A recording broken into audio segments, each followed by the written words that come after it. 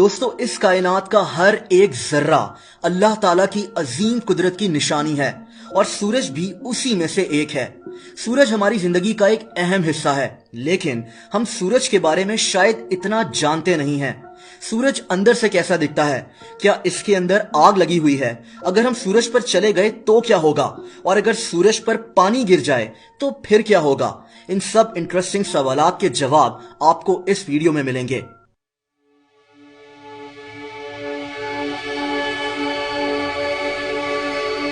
सूरज हमारे solar system के बीच में मौजूद एक स्टार है। ये स्टार हमारी जमीन से 15 करोड़ किलोमीटर दूर है। सूरज को वैसे तो हम रोजाना देखते हैं, लेकिन क्या आपने कभी सोचा है कि सूरज अंदर से कैसा दिखता है? सूरज हीलियम और हाइड्रोजन गैसेस की एक बॉल है। इसमें कुछ दूसरी चीजें भी शामिल हैं, जैसे ऑक्सीजन, कार्बन और आयरन वगैरह। यानी सूरज गैसेस से भरा हुआ एक गोला है। अगर आपको लगता है कि सूरज में आग लगी हुई है, तो ऐसा बिल्कुल भी नहीं है। सूरज अपने अंदर मौजूद गैसेस की वजह से रोशन और गर्म है। इसको न्यूक्लियर फ्यूजन कहते हैं। लेकिन सूरज अंदर से कैसा दिखता है?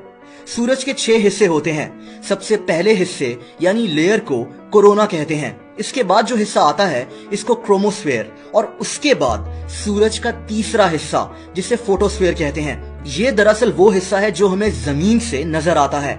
यहाँ ग्रेविटी इतनी शदीद होती है कि जमीन पर अगर आपका वजन 70 किलो है तो यहाँ तकरीबन 2000 किलो हो जाएगा। वैसे तो जाहिर सी बात है कि हम सूरज के आसपास जा ही नहीं सकते, लेकिन अगर आप यहाँ खड़े भी हो गए तो शदीद ग्रेविटी यानी कशिश की वजह से आपकी हड्डियां टूटकर नीचे गिर जाएंगी।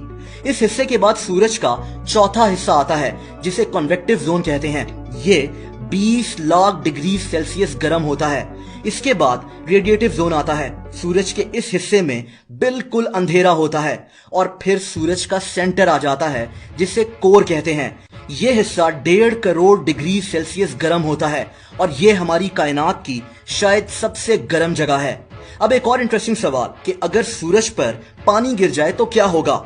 दोस्तों, जैसा कि मैंने आपको बताया कि सूरज में आग नहीं लगी हुई, यहाँ गैसेस मौजूद हैं जिसकी वजह से ये गर्म और रोशन है। जैसा कि एक बल्ब जो रोशन होता है, गर्म भी होता है, लेकिन इसमें आग नहीं होती। और इसीलिए अगर सूरज पर पानी गिर भी जाए तो उसका कुछ और ही असर होगा।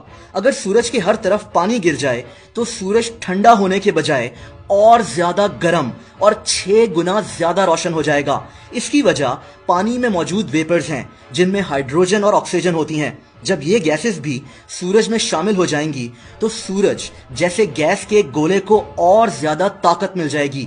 इससे होगा ये कि एक और न्यूक्लियर फ्यूजन प्रोसेस होगा और आपको जानकर हैरत होगी कि इस प्रोसेस से एक दूसरा सूरज भी बन जाएगा जो और भी ज्यादा गर्म होगा। दोस्तों, हमारी जमीन सूरज से एक आइडियल फासले पर मौजूद है।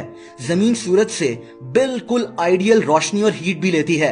इसीलिए अल्लाह ताला ने हम इंसानों को और जानवरों को एक आइडियल प्लैनेट यानी जमीन पर पैदा किया है जहां जिंदगी मुमकिन है।